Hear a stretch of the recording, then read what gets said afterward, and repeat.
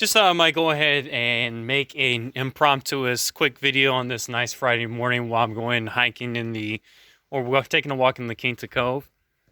Another nice beautiful day. Now today's topic of this video is how can you go ahead and actually become happy and live your best life and be your own cool person. See, here's the one thing that I notice with most people is that most people really are not very happy. A lot of people are very, very insecure and dissatisfied with themselves based on what they have gone through in their childhood with their parents or among the kids they were around and how they picked on them or how they were told, oh, you cannot be this or you can only be that or you should do this or you should do that. Well, here's something that I'm going to say about these sort of people, whether it's your parents, your friends, or your teachers, and how you can actually live a happy and fulfilled life. Here's the thing.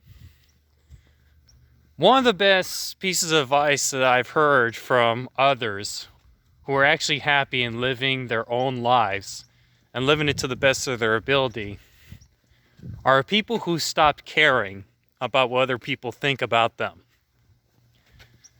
See, there's this one quote, well, a couple quotes that I learned from one of my favorite comedians named George Carlin. And one of the things he said in one of his interviews before he passed away back in 2007 was, "It's important in life that you don't give a shit. It can really help you out a lot."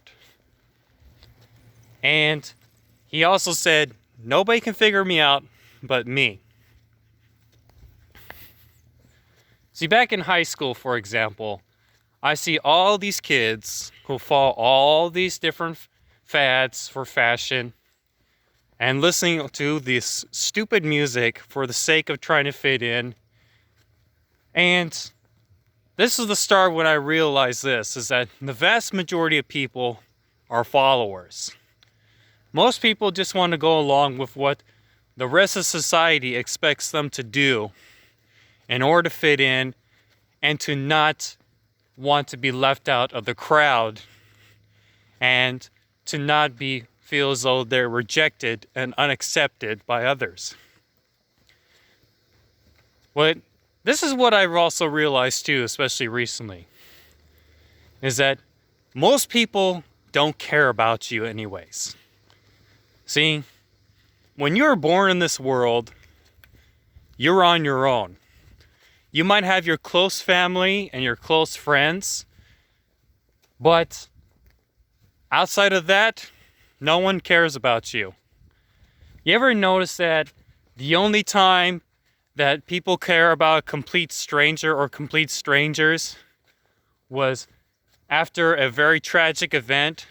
Say, for example, when somebody gets into a very bad car accident and there are people that see it happen, they all go up to them and they say, "Oh, how are you doing? Are you doing okay? We're here to help." But you think they would have gotten the same help or the same attention if they didn't get into a bad car accident? No, they wouldn't. Or here's another great example. What happened after 9/11?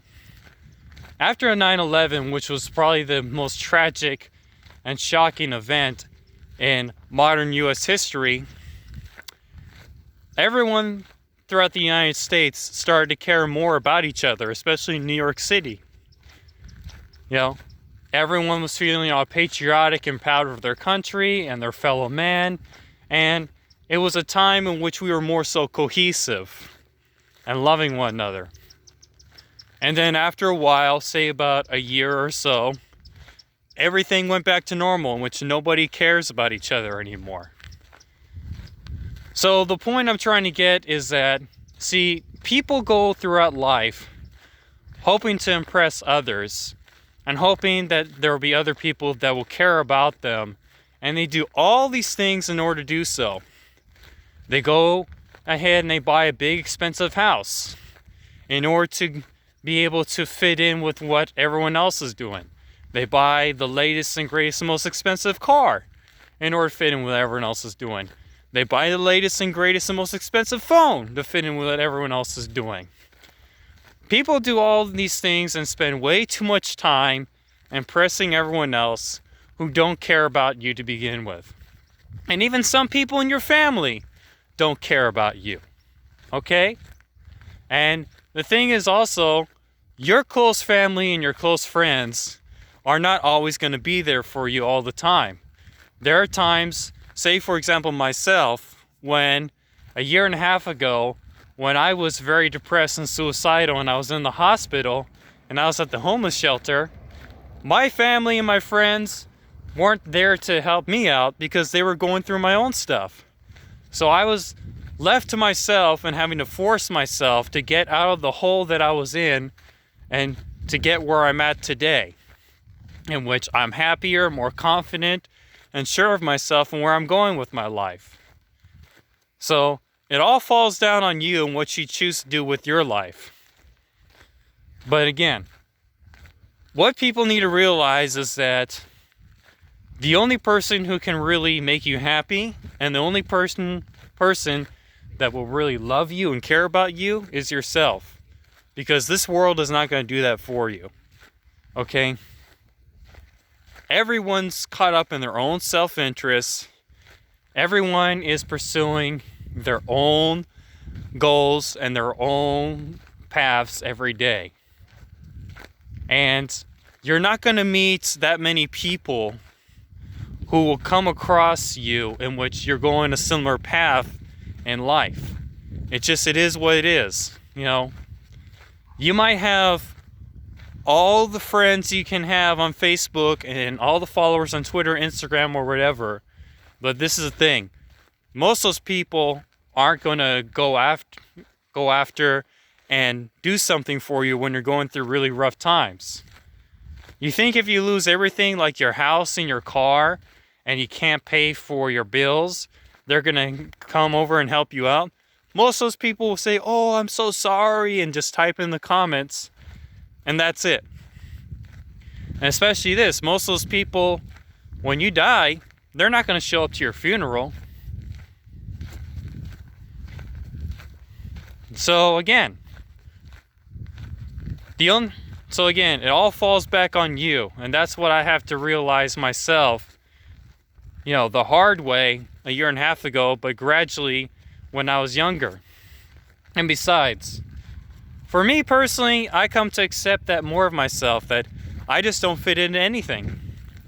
When I was a kid, I didn't have that many friends, and I still don't have that many friends. Because back then, I just didn't fit into anything. And I still don't really fit into anything. I don't identify really with any religion. I don't really identify with any politics. And I'm just choosing to be me. I'm choosing to be me, and I'm choosing to not care about what others think. That doesn't mean that you should go around and be disrespectful. That doesn't mean that you should go around and just do whatever you want whenever you want, be irresponsible. No. You still got to go ahead and play your part in society in which you make a contribution, whether it be your career or job, in which you're offering something back to the community, and you pay your bills, you pay your taxes, and among those essentials, and you still show respect for your fellow man and do the best you can. But when it comes to all this extraneous stuff that people do every day in order to impress others, you don't need to abide by that. And I'm going to rephrase a quote that I've learned from this one book called Freedom from the Known by this Indian philosopher named Jiddu Krishnamurti. I'm not going to quote him exactly, but I'm going to paraphrase. In which he said, when you live your life to impress everyone else, you're distracting yourself from reaching your full potential as a human being. So, again, the opinions and the ideas of others who you should be doesn't really matter unless they actually have something constructive and important to say, then you listen. But if not, don't even bother. All falls down on you. You shape yourself. You love yourself. You care for yourself. You create your own goals. You create your own path in life. And that's how you become a truly happy and fulfilled human being. See y'all next time.